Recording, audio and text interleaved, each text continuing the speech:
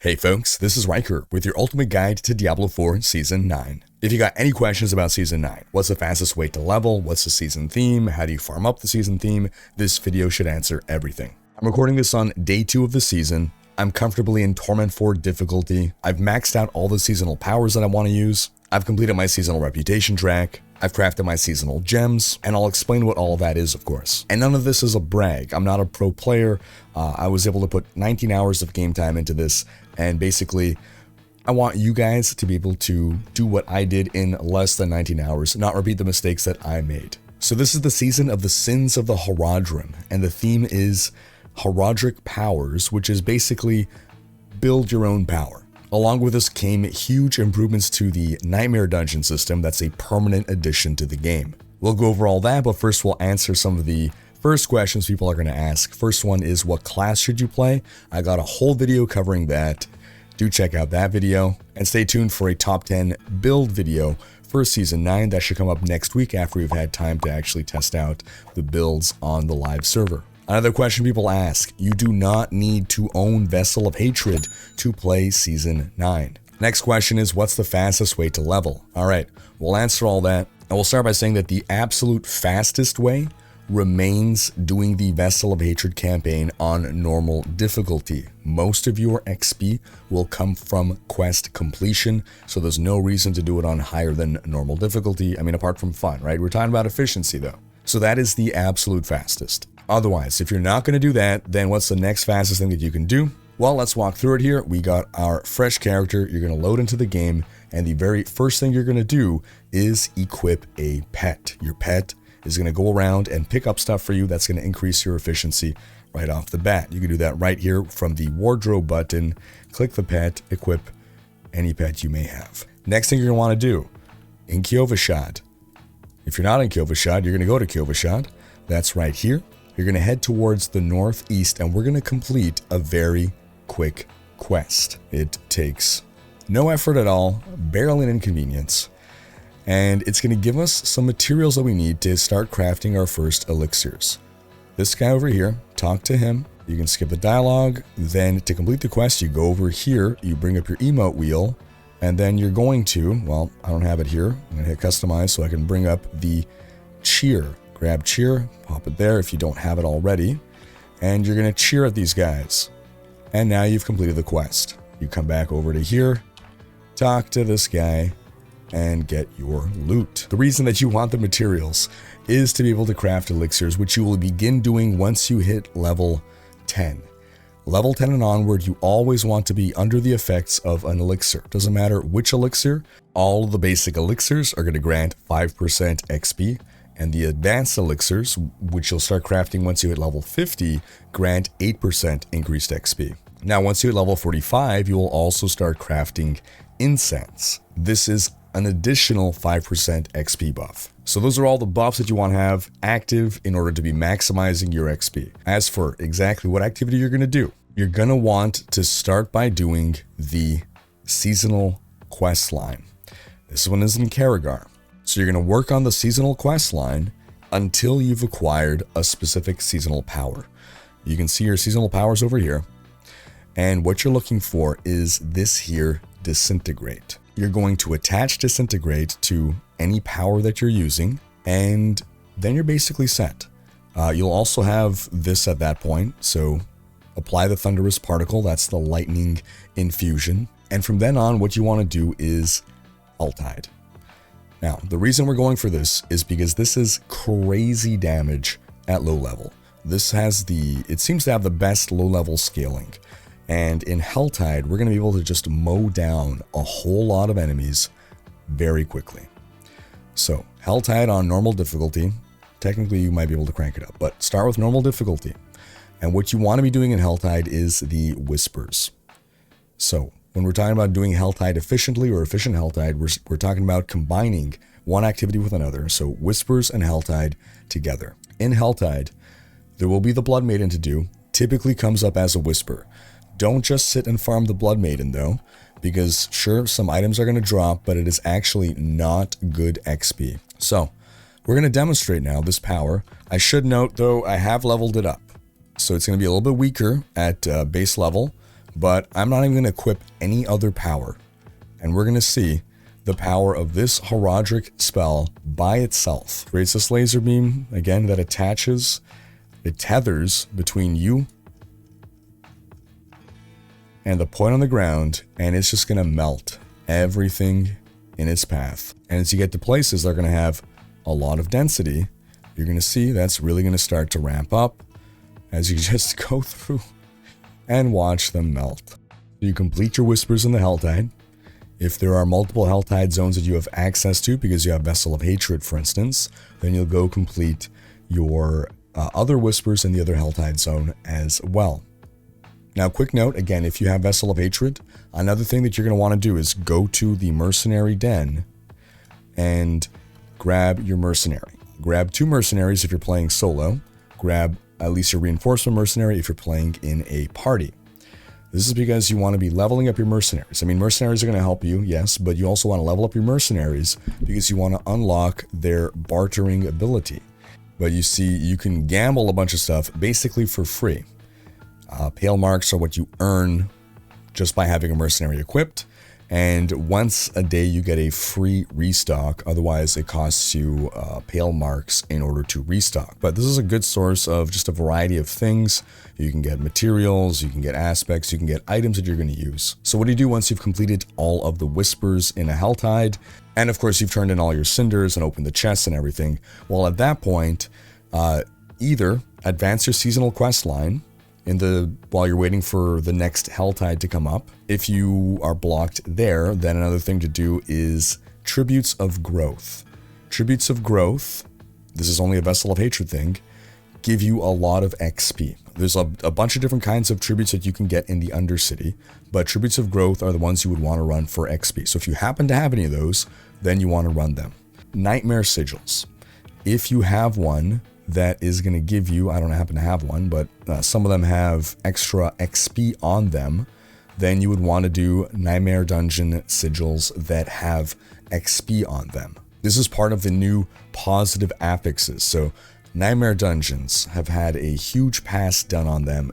We have a whole lot of new, different positive affixes that you can get, and we'll cover that a little bit more in a bit. But to start with, again, if you have the ones that have XP, if you happen to get any of those are going to be good XP. If you find any escalation sigils, do not run them until you reach Torment. Escalation sigils allow you to fight the Astaroth new boss fight, but only if you open it in Torment 1 or higher. If you open it before, it's a waste. You will not be able to do the Astaroth fight. Another note about tributes. Runes. If you're looking for runes, any tribute is going to grant you runes, but there are specifically tributes of runes that'll grant you even more. But just in general, Undercity has been juiced to drop more runes. So let's lay out the priority order for efficient leveling. Priority 1 is going to be, again, Helltide Whispers. Priority 2 will be Tributes of Growth. Priority 3 will be Nightmare Dungeons with the XP boost. Priority 4 will be advancing your seasonal quest line. And you're going to do that until level 45. Once you're at level 45, you're going to complete every stronghold on normal difficulty. It's the completion XP that gives you the most XP, so you do that on normal difficulty. Now, outside of that, you can crank up the difficulty while doing these other activities that we were talking about, if you can do so without struggle. Now, generally that won't be until you are much higher level. Once you've really got a build together, a lot of synergy going, if you're following a build guide, maybe you have the right aspects, maybe you get a godly item to drop, and you have a big power spike. But otherwise, if you are struggling at all, if anything is challenging, then you're not being efficient.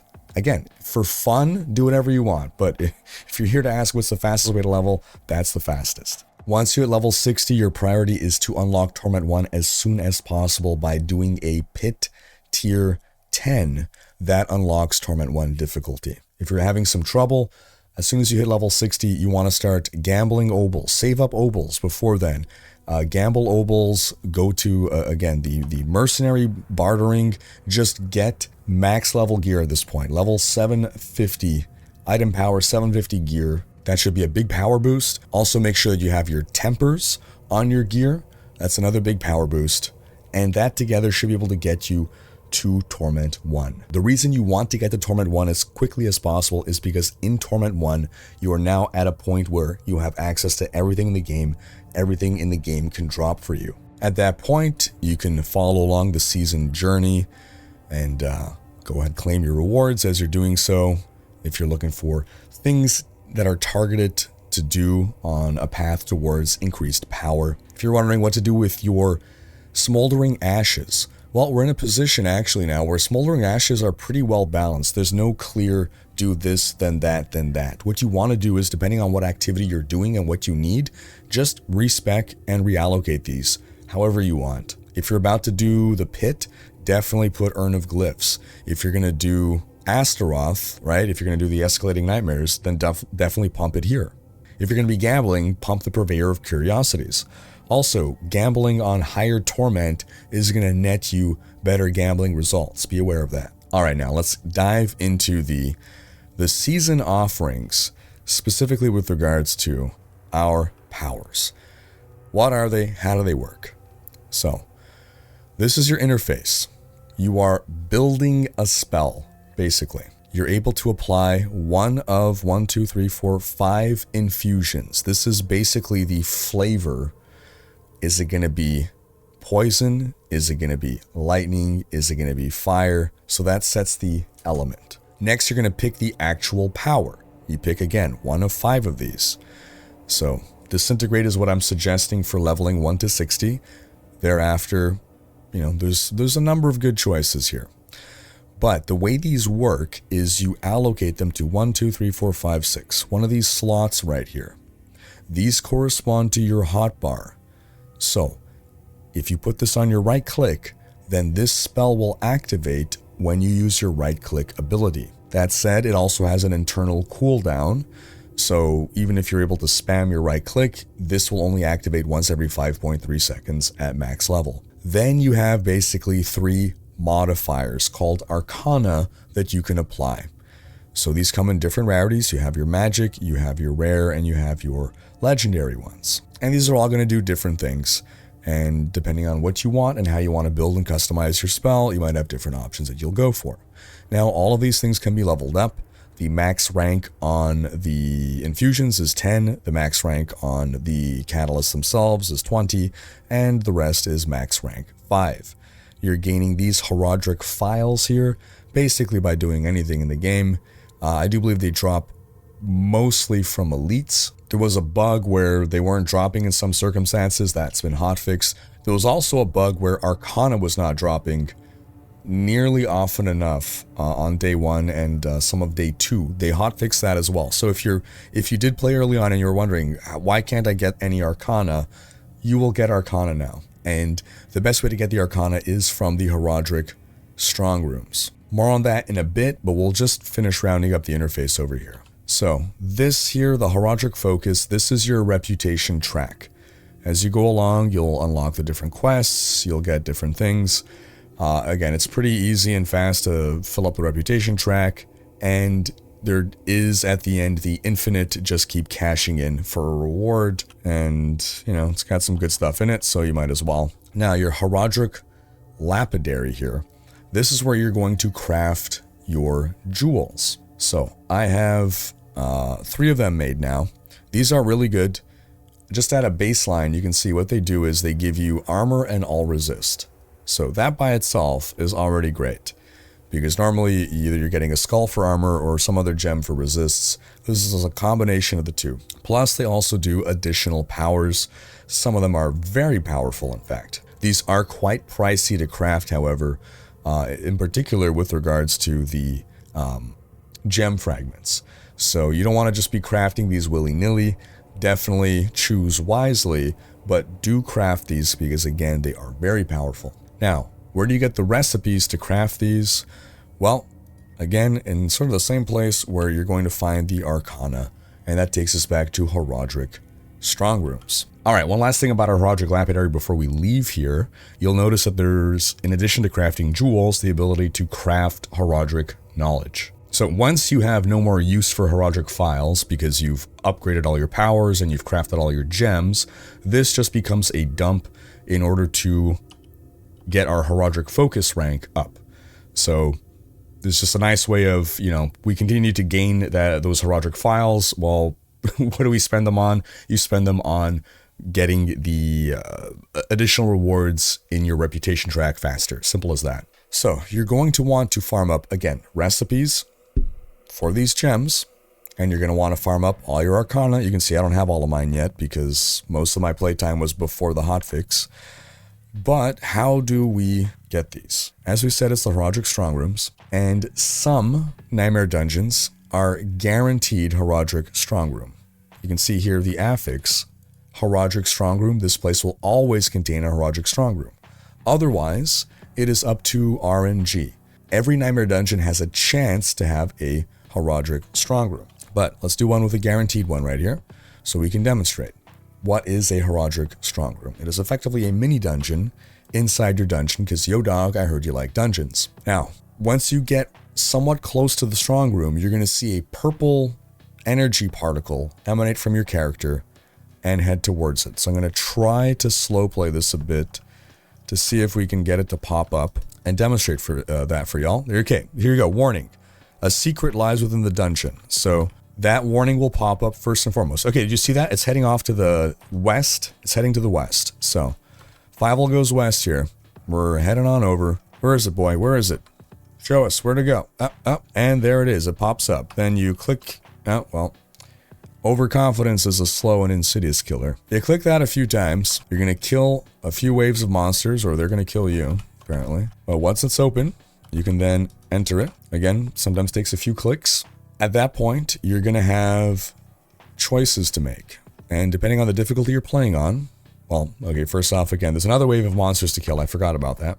Before you can make your choices. So kill the next wave of monsters in a circle, and then you're going to make 3 out of 5 choices if you're playing on Torment or higher difficulty. On lower difficulty, you're going to have basically introductory dungeons. So each of... Oh, come on. So each of these does something, right? Completing pillar events will attract additional ambushes. Kill nearby monsters to complete the ritual. Monsters can drop swiftness motes on death. Grants an idol of plus 25% Horadric attunement while held. Idol drops on evade. That's an interesting one. We'll talk more about it in a bit here. Pillars will tether nearby lunatics. Killing them grants plus 8 Horadric attunement.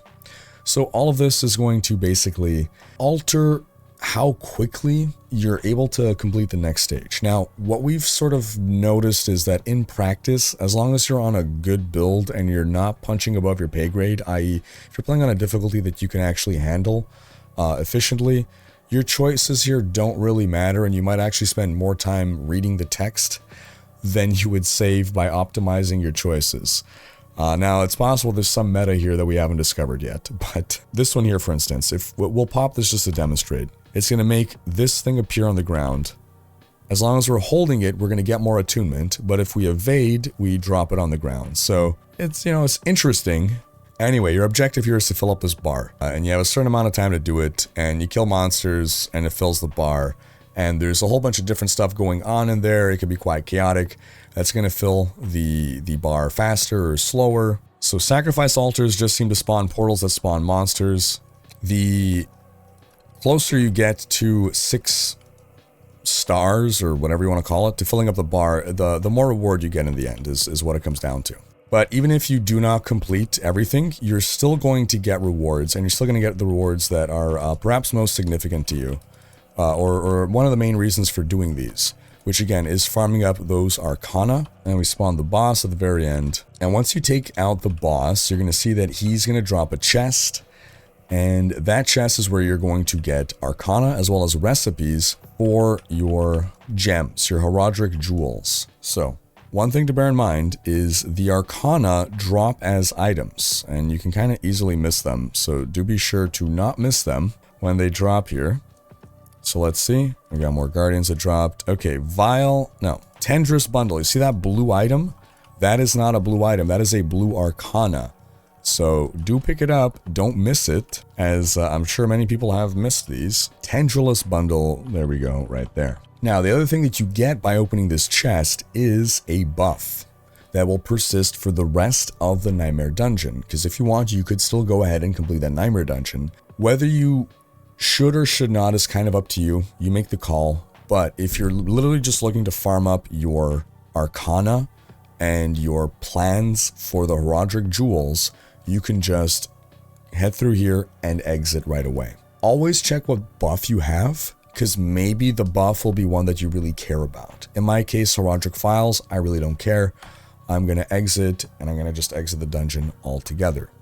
Now, another reason that you may want to stick around to complete the dungeon is because now that they've hotfixed it, generally when you complete a dungeon, you are going to get another Nightmare Dungeon sigil. So you should be able to sustain dungeons by running Nightmare Dungeons. Now, if you really want to maximize your efficiency at unlocking all of your Arcana and getting all of your recipes, then really what you want to do is just run over and over again Nightmare Dungeons that have the guaranteed Strong Room. So to do that, you can just keep crafting Nightmare Sigils. Equipment Delve, didn't get it. Craft again. Horadric Strong Room, there you go. You run the dungeon. Once you find the Strong Room, you exit, you don't complete the dungeon, and you repeat. If you don't have enough materials to keep crafting your Nightmare Sigils, then instead what you could do is just run a regular dungeon, which again has a chance, and just run it through. If you happen to find the Strong Room, do the Strong Room, then leave. If you don't, because you don't know, you kind of have to run the whole dungeon before you find out whether there's a Strong Room or not. But you'll notice that a huge revamp has been done to Nightmare Dungeons this season. There's a lot more and different positive affixes. Even the negative affixes have had a pass done, but we'll focus on the positive aspects here. So, Equipment Delve, find Horadric artifacts to earn an increasingly higher quality cache of gear. In this Nightmare Dungeon, there's going to be little objects. They have a sort of purple glow or purple energy or smoke emanating from them, and you interact with that, and that's going to somehow buff your reward at the end. It's not clear how, but do it if you see these things. Horadric Gold Reserve, there's going to be many gold chests stashed around the Nightmare Dungeon. These could be easy to miss. In general, any affix that's going to add rewards here and there, if you're just zooming through, beelining it for the exit, you're going to probably miss a lot of stuff. So it's worth full clearing these Nightmare Dungeons now, if you're doing it for the purposes of those rewards and not just blitzing your Arcana, for instance. Horadric File Reserve, this is seasonal only. This is going to have chests with more, again, Horadric files. Channeling shrines will appear throughout this place. Artillery shrines will appear. So overall, you can see they've really juiced up the different affixes. Now let's lastly talk about the escalation sigils. These cannot be crafted. Your most likely source of getting these is at the end of a Strong Room chest. An escalation sigil is going to open up a Nightmare Dungeon, and it's going to have you run 3 Nightmare Dungeons back to back to back, capping off with an Astaroth fight if you are on Torment 1 or higher. And you'll notice that these also start off similarly with different positive affixes.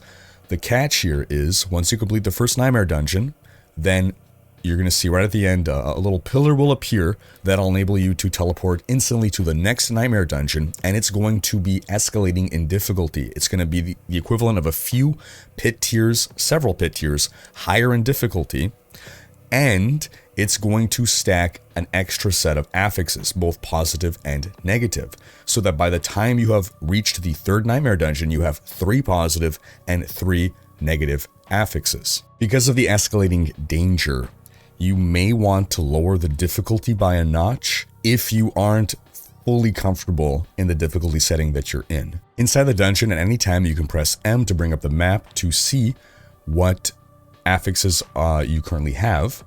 So protection shrines will appear. That's a positive. Negative, monsters have unnatural speed here. And this world has a chance at spawning a Horadric Strong Room.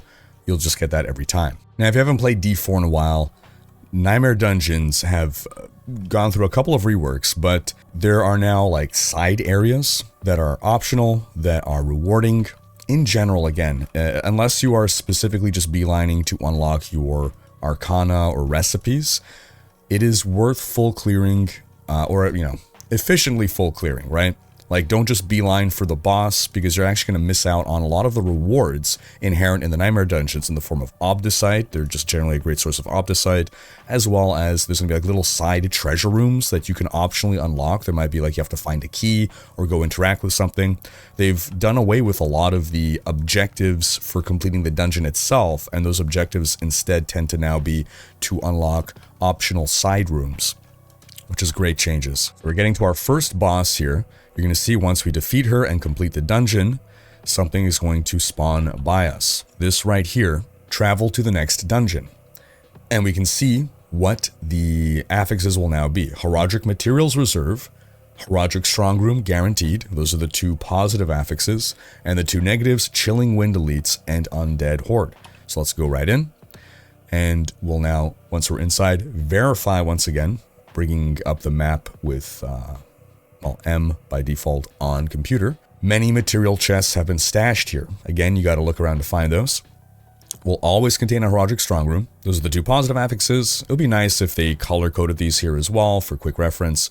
And then the negatives are Chill Wind and Desecrated. So it's not actually that the affixes carry over. I'm mistaken. It's just, I guess, it re-rolls new affixes for the subsequent dungeon. So this chest right here, Horadric chest, this is the example of the chest that you don't want to miss. It's not super obvious, could blend into the scenery, but those are going to be stashed here and there throughout the dungeon. And you can see my purple beam is going off to the northwest here. Here we have the Horadric Gateway, and we'll be opening up our portal to the Strong Room. So I dropped the difficulty to Torment 3. Now I'm able to actually perform a lot better in the Strong Room. It's definitely a lot easier to do these in a party of 4 because you guys can split up.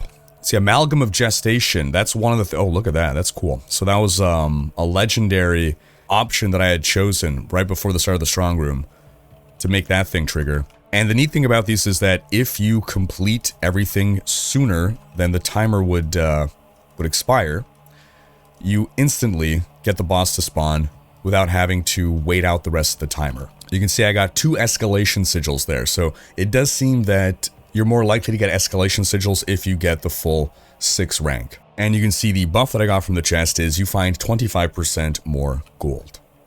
So this is a buff I would not stick around for, but because this is an escalation sigil, you do want to stick around. If it were a regular Nightmare Dungeon, I would just move on at this point. Now, one very important thing to note, it is actually possible to find more than one portal to a Strong Room in a Nightmare Dungeon. However, they all lead to the same Strong Room. Do not be fooled. Oh, look at that. See, I almost missed this Horadric chest right there, because again, they're very not obvious. Yeah, if another portal opens, don't bother going in. It's going to lead to the same already completed, another Horadric chest there, Strong Room. And there's no easy way to get out. You have to run through the whole thing to get to the portal at the exit. So don't get trapped like I did. With the second dungeon done, you can see that the next one, Forgotten Wisdom, that's the one with the extra XP that we were talking about earlier on. Horadric Strongroom, Horadric Gold Reserve, Dark Omen, Hellbound Elites, Insect, Horde. Let's go on in. And immediately we can see, leading us to the east right here, the indicator for the Strong Room, and it was right here. We also got X-Fall that spawned as part of the affix. So there's a lot of negative affixes that cause different ambush encounters to spawn. Not just the Butcher, but there's new types that can spawn. And that right there, that globe, that's the kind of XP globe that drops from Forgotten Wisdom. That's what you're looking for. These are the extra XP juice that you get from these Forgotten Wisdom Nightmare Dungeons. So it's very important to grab those. If you're not grabbing those, then you're not benefiting from the extra XP for the fast leveling that we were talking about earlier. Now, because we are in a new Nightmare Dungeon, this should be a new Strong Room, and it is indeed. So it's okay in an Escalating Nightmare if you change Nightmare Dungeons to do the Strong Room again. Just as long as you're within the same Nightmare Dungeon, do not enter the Strong Room again. We're going to grab the Test of Might for that special demon again. And we're taking all the speed things to just turbo boost our swiftness here. With that Amalgam of Rage to spawn on us again. And we got the boss and melt him down. Get the chest once again. And once again, the buff that we got was 25% more gold. So we return and we resume our Nightmare Dungeon. This is going to be the final Nightmare Dungeon of the 3 before the Astaroth fight. Another important thing to note about any Nightmare Dungeon that has the Forgotten Wisdom aspect, so the XP Nightmare Dungeons, all of them also have XP wells. You definitely want to grab the XP wells in there, as they give you a persistent buff to your XP acquisition that lasts, I believe, 1 hour. Yeah, 1 hour, 15% increased XP. That is huge. So again, once you've completed the 3rd dungeon, then you're on to the Astaroth fight. You now have 3 negative, 3 positive affixes to contend with as you go into the fight, and some of those negative affixes will actually modify his fight with different mechanics. So you can see here, Astaroth's rewards now include a large amount of Horadric files. Astaroth's rewards, valuable dungeon keys. 1 second, sorry, there's monsters attacking me here. Guaranteed ancestral item. A dark monolith chases players. This annoying thing here as I'm trying to read things for you. Corrupted fanatics worship this place. Those are the guys running after us. And now Astaroth has more meteor attacks. So that's what one of those negative affixes does. We're going to have meteor attacks as part of the fight. Astaroth's fight is a little bit different compared to the campaign. It's a multi-phase fight now where he's going to get off his pony. We'll still have to contend with said pony as it's regenerating, but we will no longer be able to kill pony a second time. Now it is all focusing on Astaroth himself. Now again, I'm a little overpowered for Torment 3, so this fight's going easier than than it might be for some other people, but you can see the mechanics shooting around. You don't want to go into that blood pool in the middle. That is big damage. Here are the meteors that we're trying to dodge. And at the end of it, you get quite a lot of rewards. So on PTR, I thought it was not worth doing Astaroth. Now it definitely is worth doing Astaroth. So I think that about covers everything. This season is pretty straightforward. But if you do have any questions, folks, drop them off in the comments, and I'll do my best to answer as soon as possible. So that wraps up this guide, but stay tuned for more. Thanks for watching. Special thanks to my supporters for making these videos possible. If you enjoyed this video, give it a thumbs up and subscribe to join Rhykkers Raiders for more Diablo content.